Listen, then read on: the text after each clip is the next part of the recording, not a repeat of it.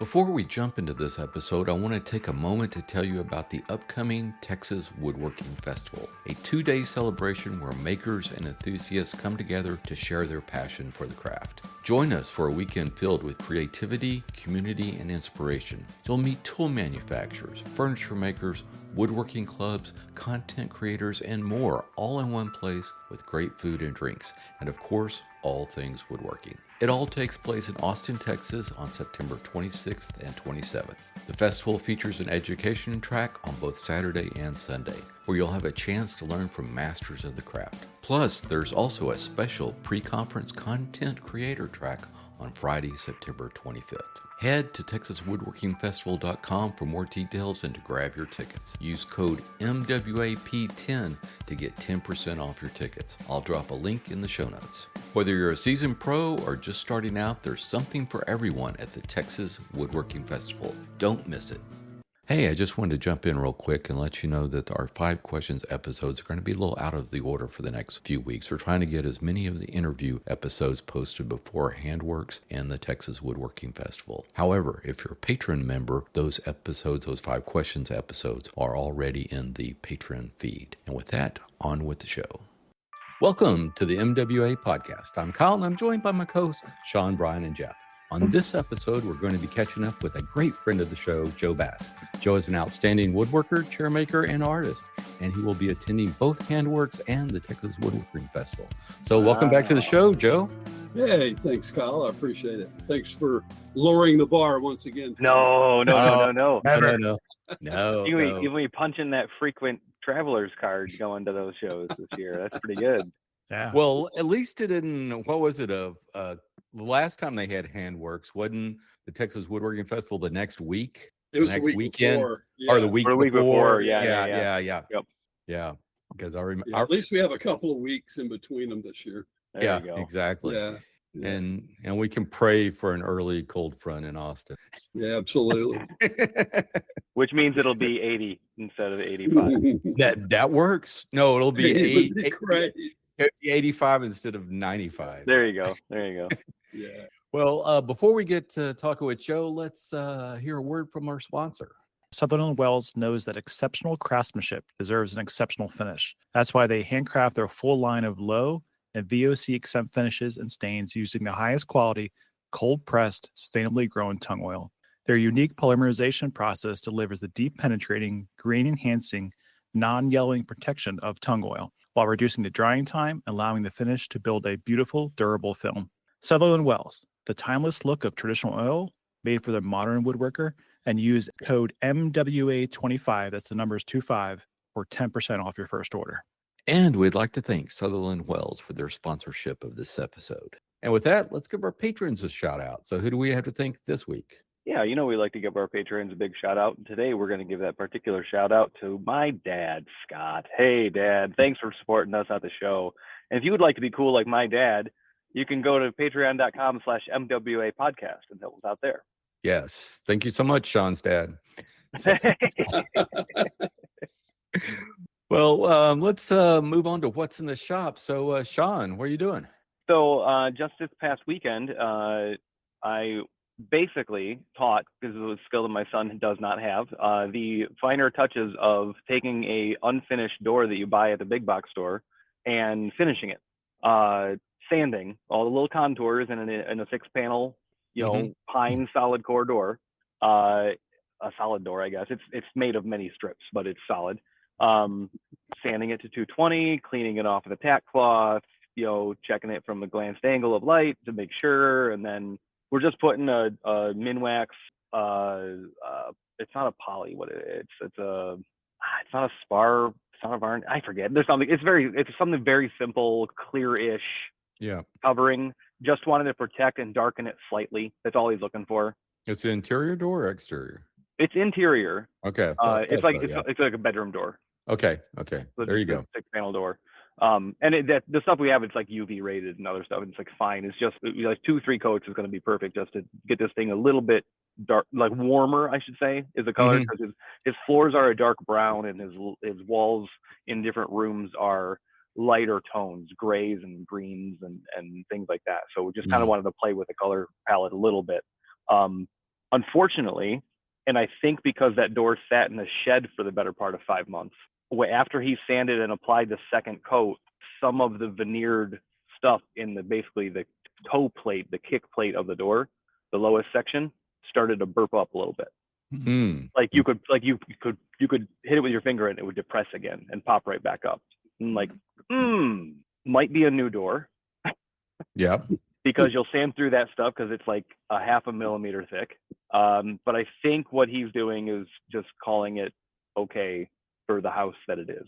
The house was built in 1917. There's not a straight wall in it, so a little bit of contour doesn't hurt anybody until it cracks. And then what do you do? I don't know. We'll figure that out. Because like, of course, we're doing this in the middle of the summer. Right.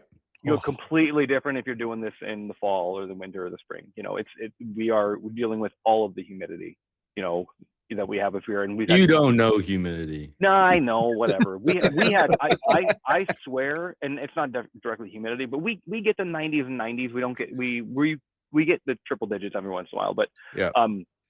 What was it, Monday night?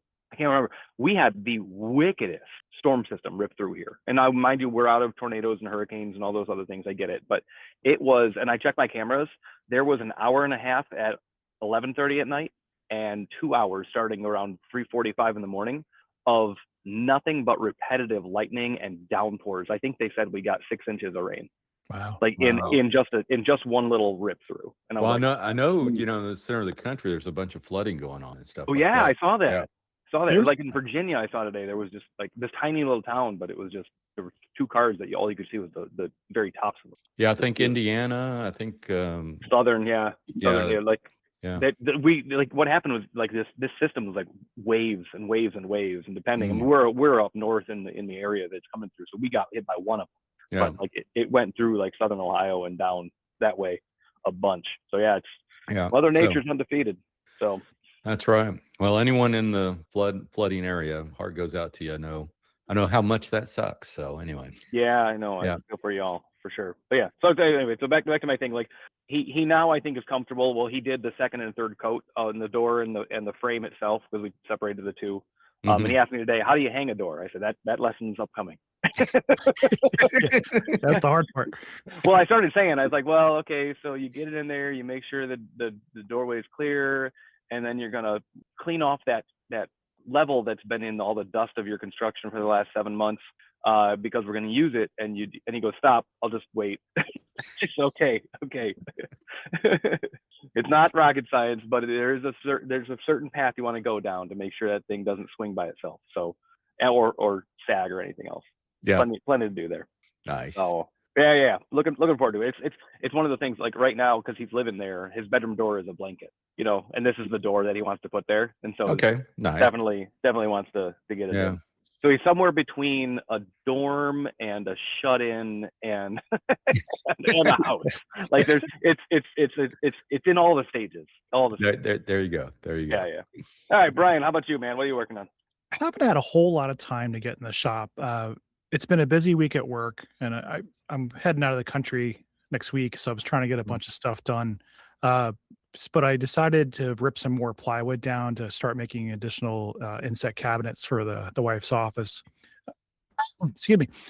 Didn't unfortunately get a chance to assemble them, but I ripped them down and I realized, oh, these are the ones where I had to put all the holes in for the adjustable pins. Excuse me. And that's a lot of work. You know, these are probably 6 foot tall cabinets. So it's a lot of pins. I think I don't know how many I bought from Lee Valley. So that's going to be a bit more time than I had. But my goal here is slow and steady progress, trying to get that done. We have some other things that kind of want to get to in the house as well that are maybe a little bit more pressing. So not tremendous amounts, but you know. Okay. All right. The question on everybody's mind is, what's the latest on the mower? The mower. Oh yeah. So this dang thing. So it leaves the station. It's like having a toddler that we've kind of come to an agreement with. It leaves the station, immediately throws an error, and then I clear the error without touching it, anything else at all, and then it just goes off and does its thing. But it will not leave the station without throwing an error. I'm talking like 8 inches off the charging pad. So it's Mhm. that like proximity handshake that it's failing at or something? No, I just think the sensor in the front bumper is buggered up. Yeah, you mentioned that. So like it's So it's it, going over a bump and going, I can't.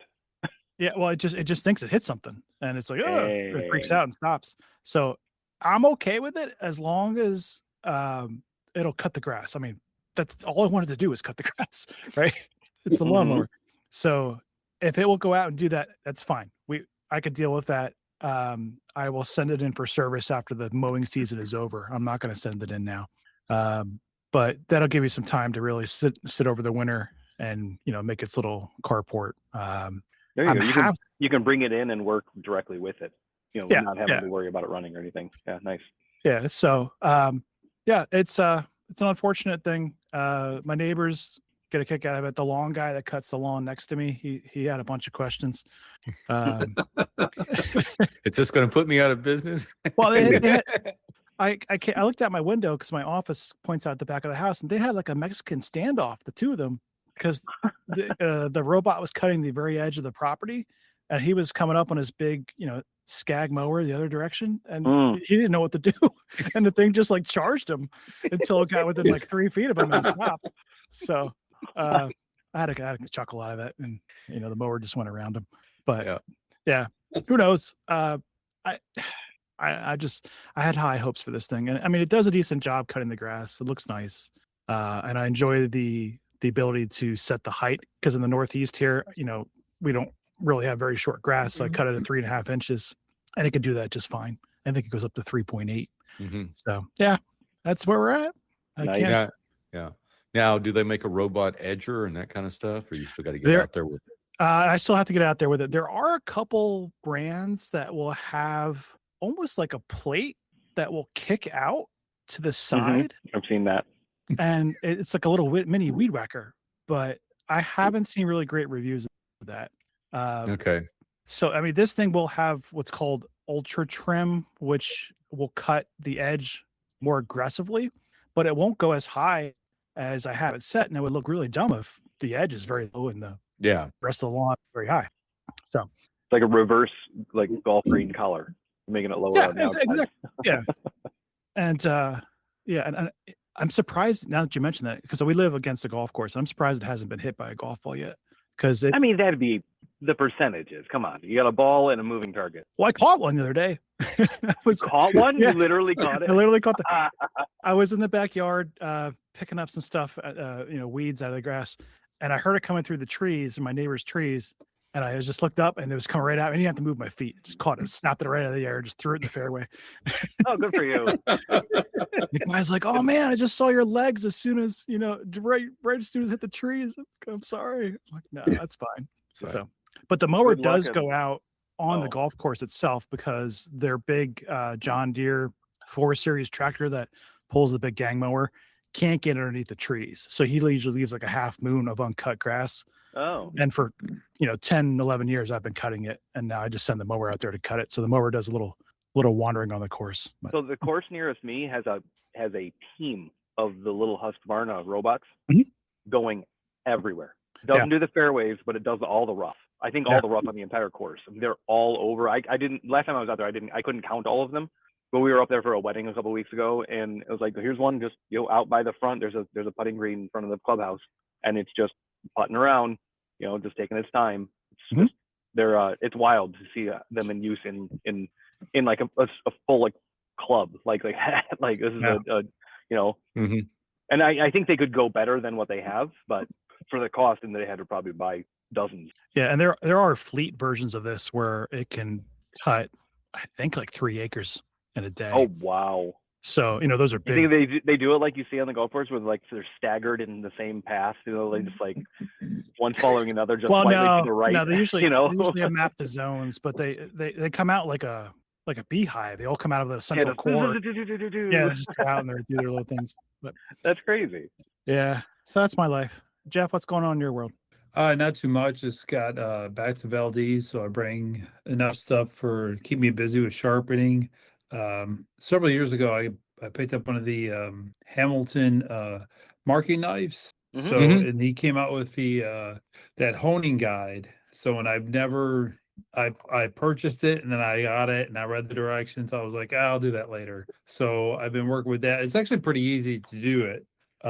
So I was pretty happy about that, getting that sharpened up. It was really nice. It's well machined, well manufactured. So then after I got that, I was like, I wonder if I need another marking knife, another Hamilton, because they're pretty, you know. Mhm. So Yeah. those are really nice. So I was gonna do that, and then I did a couple spoke shaves last night. I don't know if you guys have ever seen that. Mark Hicks and Jeff Lupkowitz did that joint effort. Yeah. Yes. Yeah. Yeah. Yeah. So Yeah. the way that Jeff Lupkowitz does his spoke shaves, I think is the best way I've ever seen. He doesn't use the Lee Nielsen, the honing guide. I forget the name of the honing guide he got, but it's with the larger wheels. Some guy in the UK. But anyways, I purchased that larger honing guide, and it does a nice job. So Okay. I didn't bring the whole spoke shaver. I just bring the blades with me. So I have enough of those Leo Nelson, the Bog spoke shaves and stuff to get all those dressed up. So just been working on that. And I'll have a bunch of bench chisels and everything else to work on too. So So with you going up to Alaska, say twice a month, Once a month. once Once a a month. month, Just and you're always sharpening. So you must have the sharpest tools. well, it's like, I just did a class. But of course, you're doing for classes, and Right, stuff I like just did that. that So, class in yeah. Aeromont. Yeah. So, I bring, I have a bunch of some larger carving chisels and stuff we'll do just to break the top of those tenons off, and so all those Yeah. get dull. So I have 5 or 6 of those. Then our Travishers, and then the baked potatoes to get those ready. So if you start adding up all the tools that you actually have to sharpen, it's a lot. Yeah. It's a lot. So it's just like, when you go do a class, that's great. But then, you have that, especially if you're traveling, you have the time where you pack up all these tools, then you unpack them. And then once you unpack them, you're like, wait, I need to get them sharp and get all all the pitch off, the pine pitch and everything else. So it's just like, you're like, man, I'm not sure if I'm charging enough. Just from the You're sharpening, probably just not. afterwards the sharpening, because the worst thing to do is like, if you don't get them sharp right after class, and then you'll forget about it, and then you'll be like start a class and you'll be like, oh shit, everything's dull, or these Travishers just like they'll still the ones that what's his name out in Tennessee, Alan, was it Alan Thompson? I forget his name, but anyways, he does a nice job on those. He bought a heat treat oven and everything. Those blades they hold an edge well. So there's the Winter Workshop, the baked potato. They did a really nice job and stuff. So I could probably get by with it, but I'd rather not. So Yeah. What's your go-to to remove pine pitch? Just simple green, or do you use something different? whatever I got. Simple green, I like that a lot, but I've used usually what's under the kitchen sink. Usually I run out of simple green and I don't want to take the trip to Home Depot or whatever, so I start just grabbing whatever. Gotcha. Stainless steel cleaner, Dawn. Yeah, whatever. yeah. Usually she usually gets pretty mad, because then I'll bring it out into the kitchen and start scrubbing everything down, and then she gets annoyed. Yeah. I bet. Yeah. Well, So, one thing, I don't know if you've promoted that well on our podcast, but you have a Substack too. yeah, I do it. It's funny. I'll do a couple things here and there, and then I won't do it for like a month or something, or 2 months. So it's Okay. pretty. If I got time, or if whatever, if I feel like something's worth doing it, then I'll do it. But and it just, I don't have any. Like, it's not like I don't have any people that are like subscribed to it. Oh, I mean, they subscribe, but it's free, right? So Right. it's not like, but then I did pick up the other thing. I picked up Mike Pekovich's book the other day. Okay. Yep. Yeah, it came online. So that was really cool. I was like, look through that, and it goes in depth a lot more than the first two did. And then he's got some cool projects in the back that go in a little further detail. so it's pretty, Nice, just kind nice. of cruised through that. Yeah. And then I got, who did we have on was the last Jeff? What was his name? Oh yeah, John, John Joffrey. Joffy. John Joffrey. Yeah. Yeah. I bought his, marking gauges. After I Oh, went okay. out to him. Oh, I figured was I'm just just like, picking man- one up in Amana.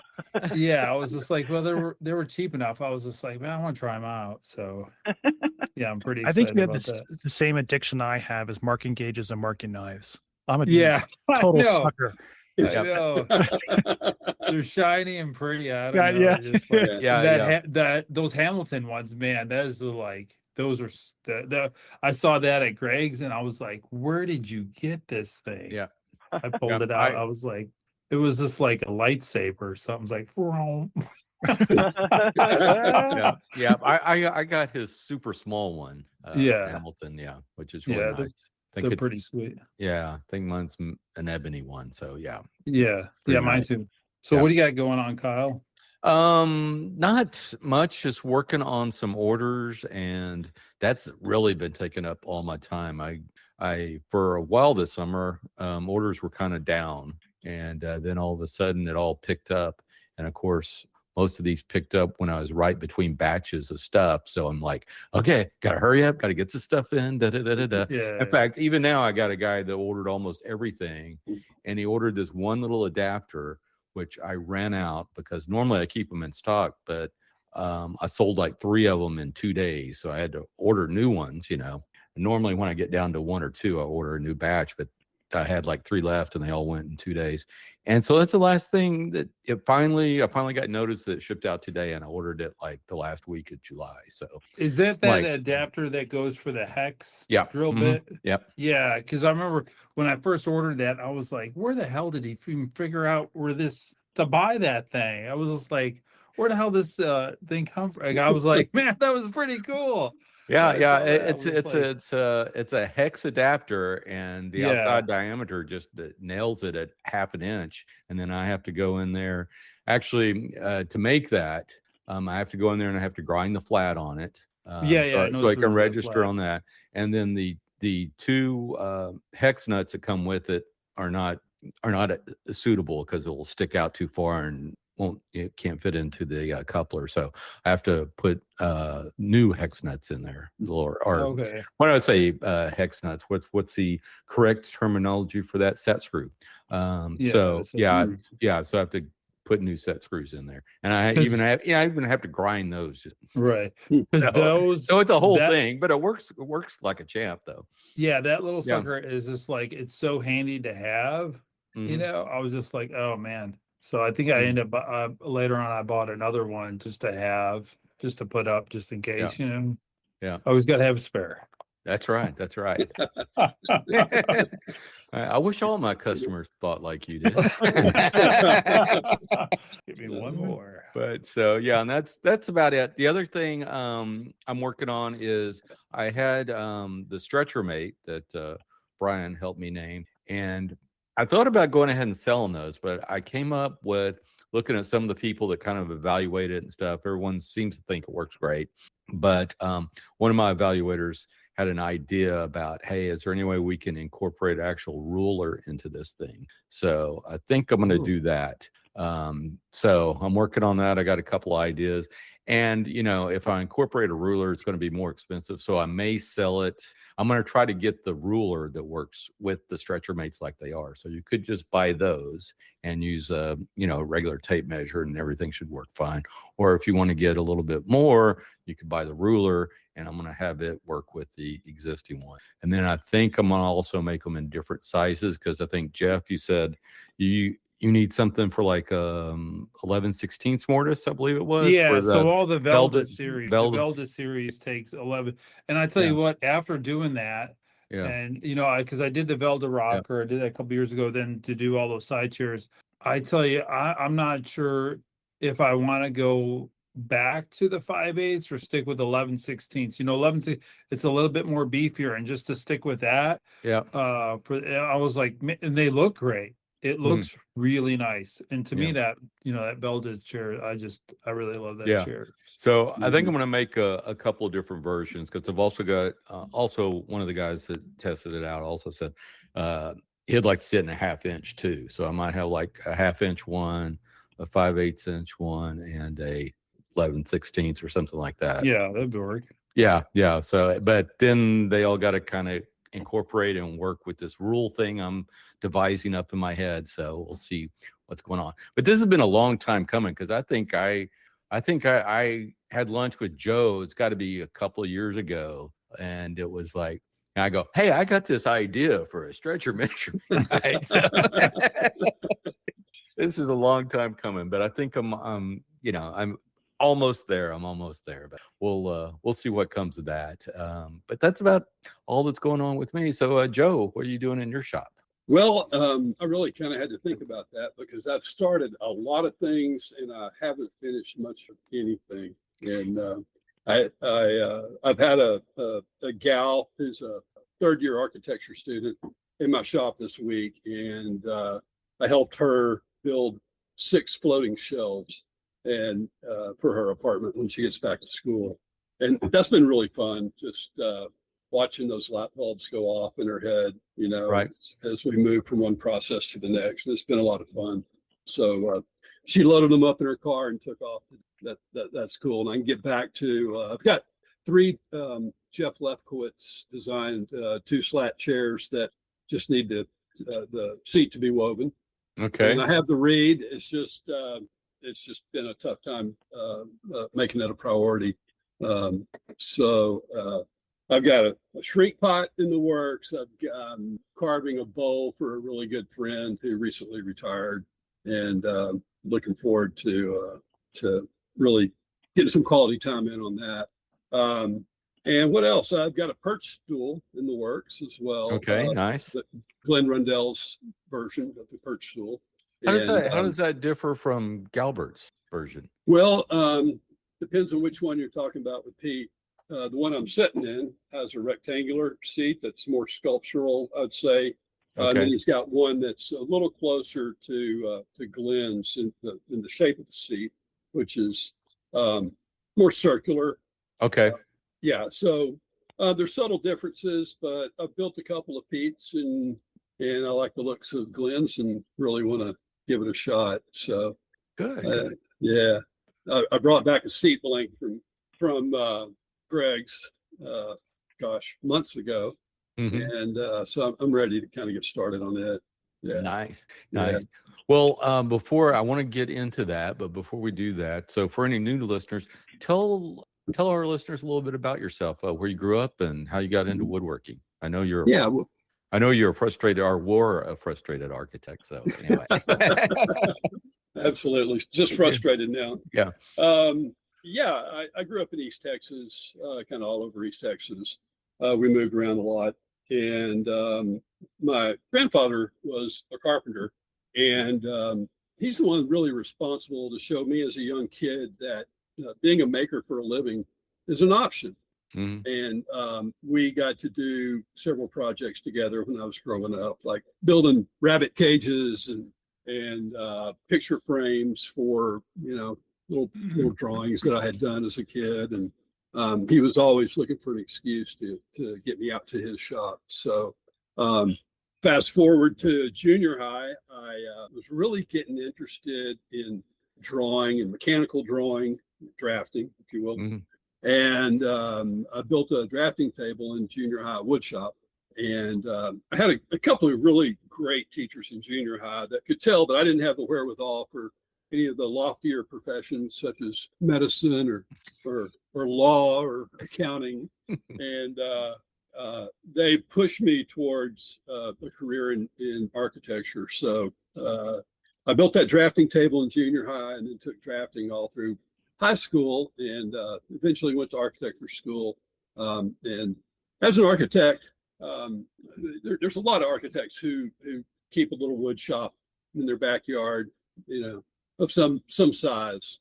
It's because we're always interested in building that next thing, or experimenting with something. And for me, it has just never left me. It's just a passion that now that I'm in retirement, I love having the time, but I still don't have enough time to do everything I want to do. Yeah. Yeah. No kidding. So, I did have a question in here about how's retirement treating you, but I think, following you on Instagram, I can see how it's treating you. You're going from one class to another class to, I think you're Yeah. even helping some instructors out with classes, Mhm. as a Yeah. assistant and stuff like that. So, Mhm. so tell us Yeah. about that. What classes have you been taking and helping out with? Yeah. So, yeah, over this, I've been retired for about a year and a half now. And first of all, I want to say that retirement is a serious endeavor because we spend 40 or 50 years, for me, is exactly 50 years in the workforce.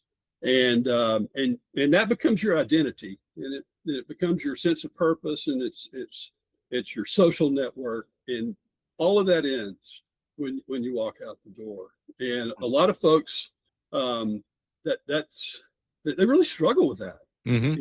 And a lot, they think, well, I'll play golf all the time, and after a couple of rounds on the golf course, they're saying, oh man, I think I made a mistake. I need to go back to work. And so fortunately, that's not the case for me, because I'm blessed to have the maker community fill a lot of the social gaps. That's my tribe now. And I don't have any trouble filling at all. Yeah. And if I do have a spare moment, my wife finds something for me to do. Yeah. And we're also raising a golden retriever puppy, and that takes a lot of time. Oh, Yes. it sure does. Yep. Yeah. I saw that. So how old's the puppy now? Puppy is 10 months old. 10 months. Okay. Yeah. And full of piss and vinegar. Oh, I imagine. Yeah. As they are. Yeah. As they are. Yeah. So,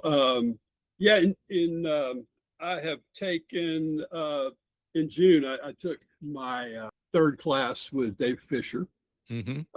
And we have, our class is really bonded. Really from the get-go. And so it's that core group just keeps coming back. And nice. We have had such a good time. And our first class was all about building a bowl from a plank. And he did an article in Fine Woodworking about that project. And our second class was based on bird forms and carving bowls that, had a bird motif. And he's such a great teacher. He sends us home with, an extra assignment. And he just never stops, and you can call him and say, hey, I'm having trouble here. And he's always willing to give us help. But over the past year, I've got to assist Pete Galbert with one of his Temple chair classes, which was a blast. I actually took that class from him about 4 years ago, I think. And I built a few since then. And it was such a privilege to watch Pete teach. Yep. And to see how the light bulbs go off in the students' minds. It's really incredible thing to watch. And he's done it so much that, he doesn't really, I don't think he has to prepare, but he does a beautiful job of it. And it's just always fun to watch him. Yeah. What did you learn by assisting him? Really to have patience with some of the slower students. There's always a point where someone is struggling, and maybe they're leaning towards maybe being unsafe. And to watch for that, and keep them between the mayonnaise and the mustard, and make sure that there's no accidents. He's just a blast to be around. And so I've also been helping Blake Laurie. I've helped him with several classes. One for the Ember chair, 2 Velda rocker classes, which are really fun. Jeff, I love that rocker. Yeah. As you mentioned earlier. And but Blake isn't really teaching that many classes right now. He's really focused on his cabinet shop. So Yeah, that's what I've noticed too. Yeah, Yeah. he's not quite as much on Instagram as he used to be and that kind of stuff. yeah, Yeah. and his cabinet business has really taken off. So, Yeah. but it's a shame, you know, we're Texas has got a void of green woodworking, and he was really all we had. Yeah, exactly. Yeah, and it's not to say he's going to stop. I know he plans to do more classes. It's just, you know, you got to do what's paying the bills, right? Yeah. He's Yep. got a young family and all that stuff. Yeah. Yeah. Also got to take a class at Greg's. It wasn't an advertised class, but it was with Toby Oxley and doing his 501 chair, Oh, yeah. which is if you're not familiar with it, it's a mashup between a continuous armchair and a democratic chair. Mm-hmm. And I think he did 2 classes this year at Greg's, and it was just sort of he just whispered, you know, the word, got the word out, didn't advertise or anything, and filled up both classes, and we had a blast. But I'll tell you, it was more about eating than it was chair making. We were eating 3 solid meals a day. He's an unbelievable cook. And we were building chairs, you know, when we weren't eating. So it was a really, really fun week. Yeah. That is, and for our listeners, check out Joe's Instagram because he's got a picture of that. It's a nice looking chair. But yeah, I saw when you posted that, I saw that and I go, oh, okay, I see. It's a mashup. Yeah. Mhm. Yeah, it really is. But it's a lot of fun. Yep. It's got a few less spindles than Mm-hmm. the normal continuous armchair. Yeah, and it looks like the bend's not quite as severe there too. Yeah, the bend has some tweaks, Mm-hmm. but a whole lot of fun. And in that class, we had 2 people that tackled a settee. Oh, which wow. had never been built before. Yeah. And so a lot of things had to be figured out on the fly, and that was a lot of fun, and they turned out fantastic. Did they do the arm in 1 piece or 2 piece? 1 piece. 1 piece. Yeah.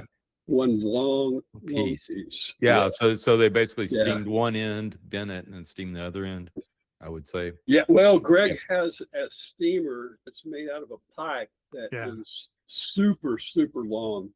Oh, really? It's like Okay. 6, Yeah. 7 feet, something like that. Yeah, it's Yeah. Okay. Yeah. Okay. Yeah.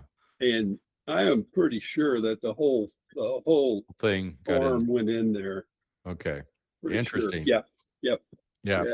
Interesting. And Well, the one thing that's interesting I've noticed is these you got into some of these shrink pots, and these aren't your typical shrink pots. They are very, even the more simple traditional ones are very elaborate.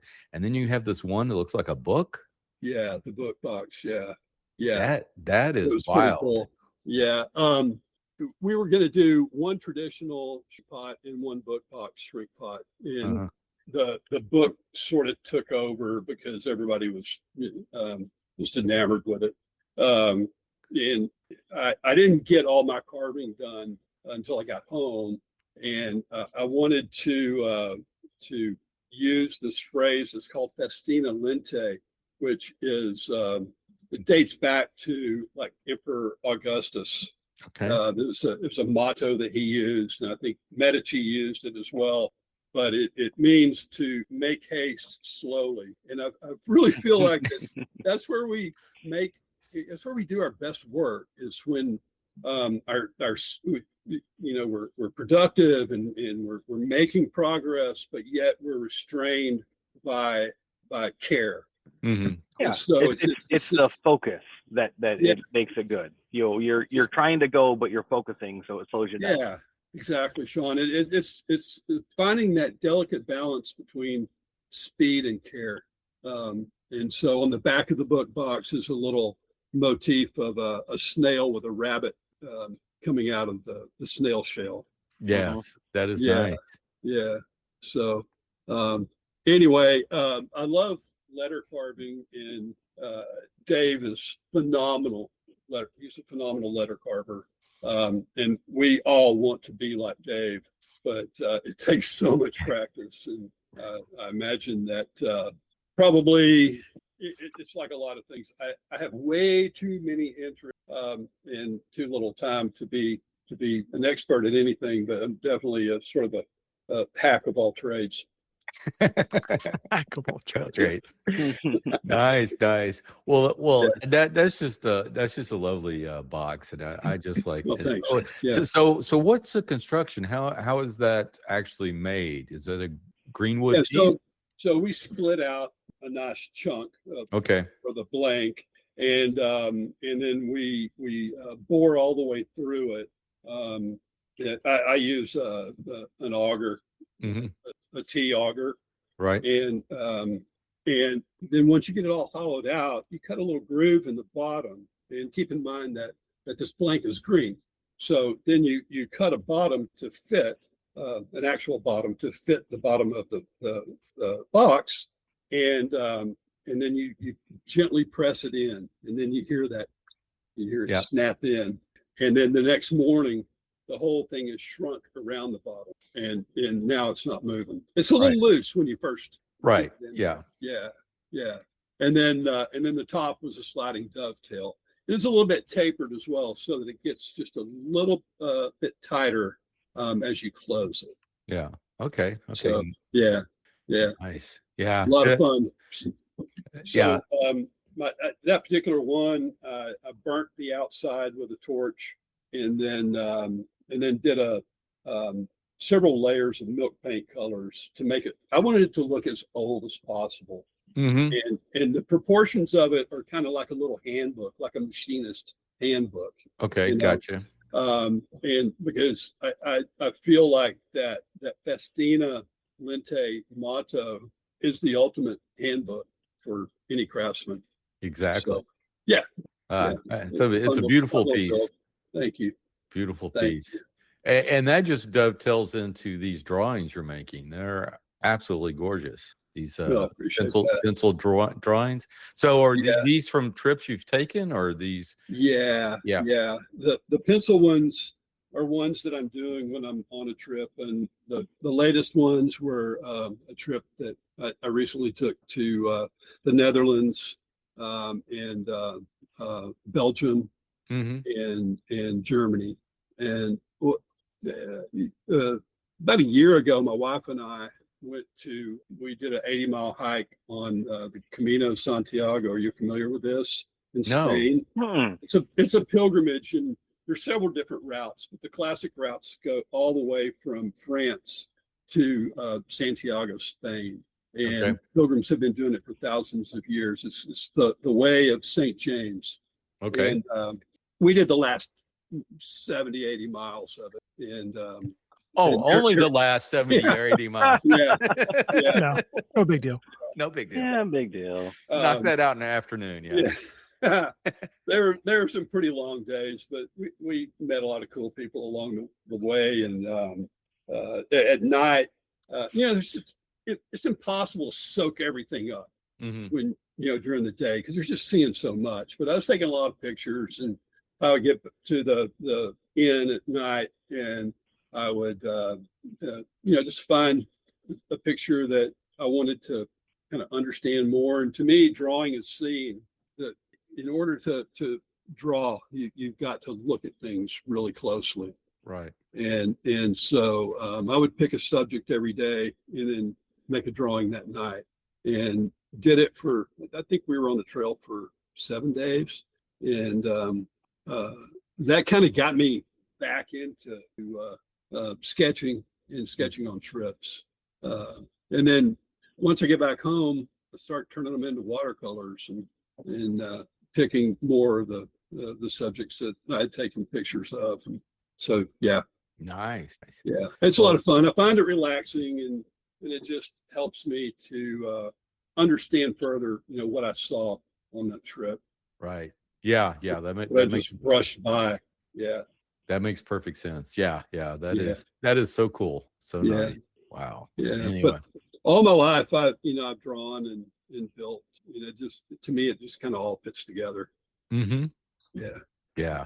Well, one thing that you built lately that that I saw on your Instagram that I'm so curious about is you built Jeff Lefkowitz's shave horse. Yeah, absolutely. So tell us about that. I'm only familiar with, I've only used the Galbert style or the Tim Manny style shave horse. So yeah. I've I've got all three in the shop. In my shop. Yeah, I have room for three horses. I was about to say 2 of them have to be disassembled at least. Well, one of them I turned into a dedicated bowl horse. Oh, and okay, another one is a dedicated spoon mule. But one of them is going to have to leave the stable for sure. And it's not going to be Jeff's. I love that one. That ratcheting mechanism on it is just so fun. I mean, when I first kind of got it all cobbled together with the parts, I just sat there and would, work that ratchet up and down, over and over and over. I mean, I really put a wear test on it. But it's so fun, but it's practical. It brings the work platform up to what height you need in order to for whatever size piece you have. It brings the work height up very quickly. Just so easy to adjust. And I like its small form factor, especially in a small shop like mine, because it's the rails are only about 4 feet long. So yeah, love it. I think Keith's going to have one at Handworks. So he is. Yep. Yeah, be able to test it out. Do you find it easier to put long sticks in and stuff like that? With the other designs, you can just put them in from the side. Is right. So far, I have only used it on his 2 slat chairs. Okay. So the longest stick I've had in there is 4. Okay. So I would imagine, like for a settee or something like that, either you're going to have to keep adjusting your workpiece forward and backward in order to shape it from one end to the other. And I think, maybe somebody that's bigger and it's got long arms, and I'm a pretty tall, I'm 6'1". But a bigger person may want to lengthen those rails out, and that's easily done. Yeah, that's easily done. Yeah, the important part is really the front part, the ratchet mechanism. Yeah, that is very, very cool, that ratcheting. How do you feel about it, Jeff? Yeah, so I actually was in a little group chat with Jeff Lefkowitz, Shay Alexander, and what's her name, Ashley. And then we gave Jeff some feedback on the design of that when it was going. So my only kind of feedback was, because at first he had the back legs just straight up and down. And I said, this is really going to need to be kicked out. You get a bigger person. I built one that's very similar to that. It was a old country workshop one you can actually find online. I built that one. And so I haven't built the ratchet yet, but I had a friend of mine. I gave him the drawings, and then he actually burned everything out as for patterns to do that. So I actually want to build. I haven't built one yet, but to me, it's like when you're doing, especially with the bogs, the longer, anything to do with length, having the that shave horse, having everything down and trapping it in, you have all the force down on it instead of on the side. When you have it on the side, what happens is you kick it off. So you're kicking that off, and it's not securely holding your work. It will not. I don't care what design it is. If it's from the side, there's a little bit of play in it. So you have to put a little bit more force. So when you have that trapped in the center, you have to put, it's a trade-off. So you have to put your piece in there. But once it's in there, it's in there. Right. And I haven't felt that, and it works so well when you're moving everything up and down. It's very minimal. It's such a minimal effort pushing down that it clamps it so hard. It's like people that don't use the shave horse. Like when I see Chris Schwartz, he has, he uses not to pick on Chris or not, but and I know he's using it for more accessibility for people building his stick chairs and stuff. And I'm just like, man, if you don't use a shave horse, I was like, I don't know what kind of life do you want to live? You know, is this really where you're at? You know, but one of the biggest things that because I bought Brian's plans for that shave horse, you know, Brian's such a big guy. I think he's 6'4", 6'6". So that angle that Brian has those plans on is for him. So those plans, if you do it, you'd be all the way up here. So Jeff really, he flattened it out. He made it very less complicated to build, very smooth out. To me, honest, and this is just my opinion, I think what Jeff did with that, he built the finest shave horse you can make. That's just me, though. I mean, that's just my opinion. But right. Okay, nice. And something else. Once I built my bull horse, I found out that the bull horse is awesome for like spindles because you can trap the entire length of the spindle and shape the whole thing. Because the way the bull horse works. Okay, yeah, because it's clamping from both ends. Yeah, it's clamped from both ends. Yeah, so I use that quite a bit too. I just jump on it and go if it's out. A lot of times I have it kind of stuck underneath my table saw. But yeah, and you know, I made my Lefkowitz shave horse out of really clear southern yellow pine that I sourced from Shea Alexander, and I mean that is the clearest stuff I've ever seen. This wonderful material. And you know, we got plenty of southern yellow pine here. Yeah, I know. But you know what it looks like. Hey, every time I'm in Lowe's or Home Depot, I go by there, and occasionally there'll be that one piece, and I go, I'm grabbing this one. Yeah, I think anytime you order something from Shea, you're going to get quality. Oh yeah, absolutely, it's high quality. He just. Matter of fact, I think he just made a post the other day or something. I saw who had some curly southern yellow pine or something. I was like, wow. I was like, does that even exist? I was like, yes. And it looks beautiful. I was just like, that is some really cool looking stuff. Yeah.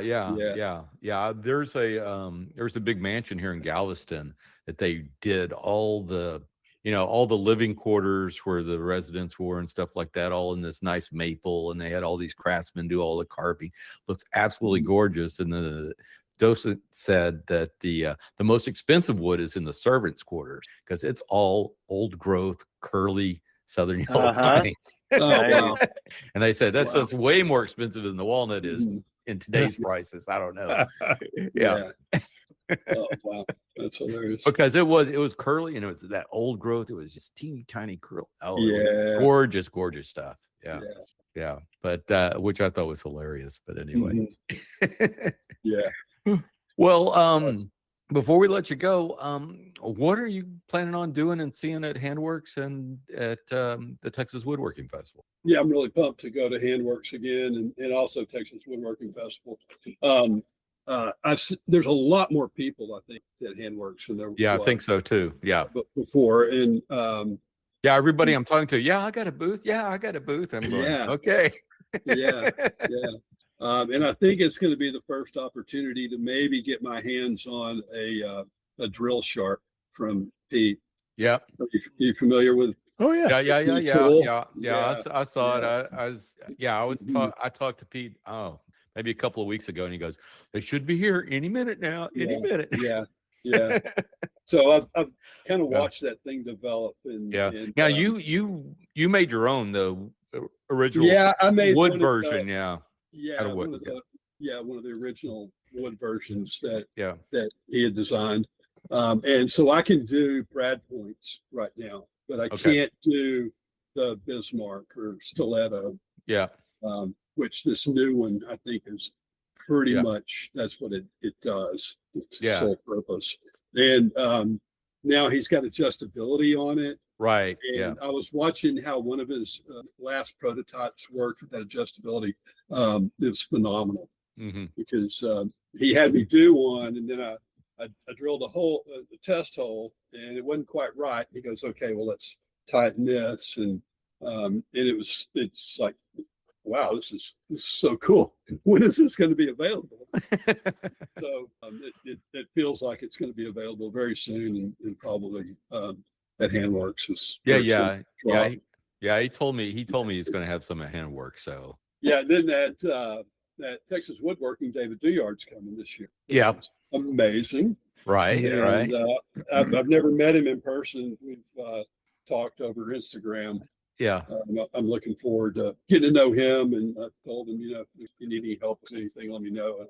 yeah, If you need a shave horse or whatever. So, yeah, yeah. He's a great guy. Yeah, yeah. But yeah. I've also talked to Kim McIntyre about helping her in the spoon carving booth again this year, because that was so much fun last year.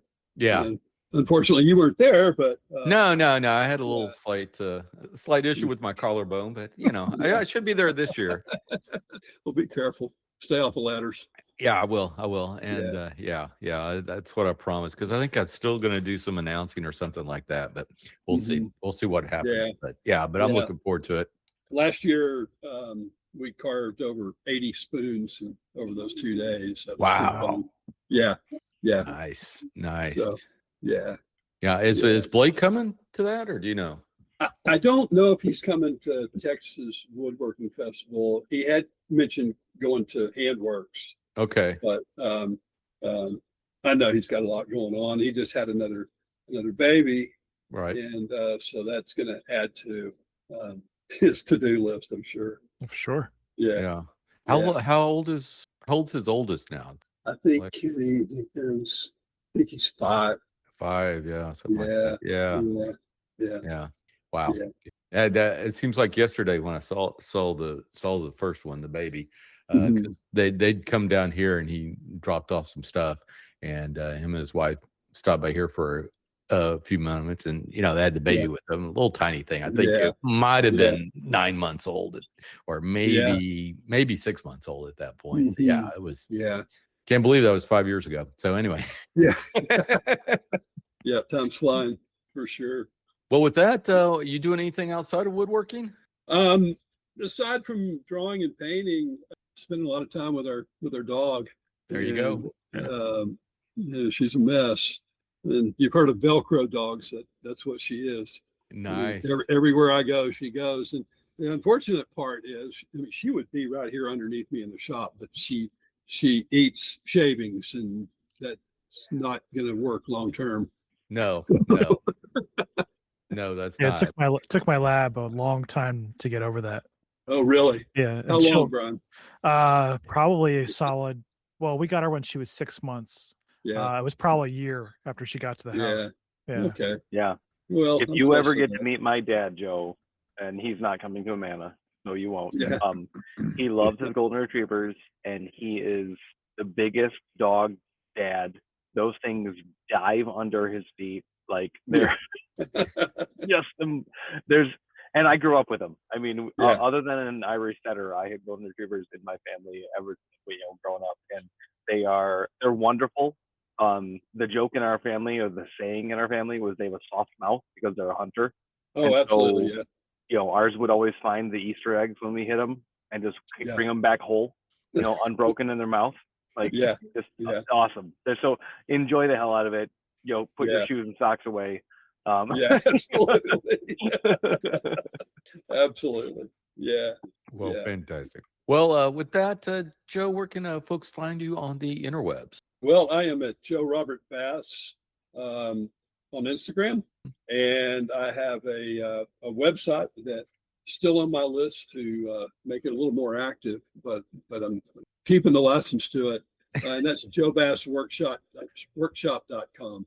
Fantastic. Originally, that website was for selling bowls, and I just kind of stopped turning a lot of bowls. I didn't really want that to be my future. Well, now you got carved bowls. So yeah, exactly. Eventually, the wife's going to get tired of these things and go, "Hey, we've filled up all of our cabinets with these bowls and all the Chotsky areas and all that." We may be already there, Kyle. Okay. All righty. Yeah. Exactly. Well, let's move on to the fortnightly beer choices. I'll start us off. I'm just having the house brew Guinness. Nice. So, back to it. Yep. So, Brian, what are you having? I decided to change it up. I have an iced tea lemonade mix. is that an Arnold Palmer? I forget. Yeah. Yeah. Yeah. But I accidentally sprinkled some Whistle Pig whiskey into it. Oops. So probably a little bit too heavily, mind you. Yeah. But yeah, it's That's more of a John Daly. yeah.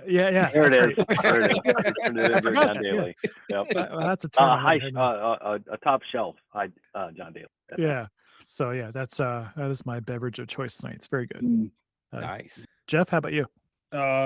Just having the flavored sparkling water. Oh, Nice. What's your flavor today? What are you? I never say that right. I was Toco Pachicos. I It's call them. Topo Chico. Topo Chico. Yeah, Topo Toco Chico. Pachicos. So yeah. I never get it right. Yeah. What you having, Kyle? Oh, Topo Next. Aha. Oh, sorry, Sean. That's all right. Just pass me up or go back, whatever. So a local brewery inside the 5. I talked about it a lot. My son actually stopped by today, and he's like, "Have you ever had this before?" I said, "No," or not that I remember. It's a very craft brew kind of thing to do a peanut butter and jelly ale. So they call it squares or triangles, depending on how you cut your peanut butter and jelly. Oh, wow. Yeah. You know, and so it's literally peanut butter and strawberry jam, like in an ale. It tastes of all of that. It has lactose, yada yada yada for weird nerds to do that kind of stuff. But it's very interesting. I will not drink a ton of them, but it's an interesting sip for sure. Joe, how about you, man? What are you sipping on? I am having Heineken Zero, which has become my house beer. Nice. No alcohol. I gave up alcohol for health reasons back in December, and Good for you. kind of gone through all the different zero alcohol brews, and I really, really like them a lot. A buddy of mine that I run with was talking to me, has mentioned it a couple times with me. He's like, the non-alcoholic options now are really good. You can get Blue Moon non-alcoholic, like the Heineken non-alcoholic. Although Heineken's pretty much water to begin with, so you're not far off. Well, they actually make 2 different kinds. They make this Zero, which is like let's see, it's like 40 calories, and then they make a Zero Ultra that is 0 calories, and it's really pretty tasty. Interesting. That's very interesting. Yeah. No, so for all those non-drinkers, apparently the non-alcoholics are really hitting a stride right now. Yeah. So I've heard. Do they taste similar, or they have their own unique taste? That's what my buddy says. Like, dude, like these things, like Blue Moon, that's like a citrus sweet ale. Yeah. He's like, it is spot on. Oh, interesting. So I mean, it's like all of the flavor and none of the buzz, or however you want to see that. Like I mean, it's been around forever, but I think really they're actually finding a good way to do it. Yeah. I was sitting with a buddy in Heidelberg in a plaza, just watching the world go by, and we must have drank like 10 each, and we just got it and walked away. No problems at all. Yeah, crazy, man.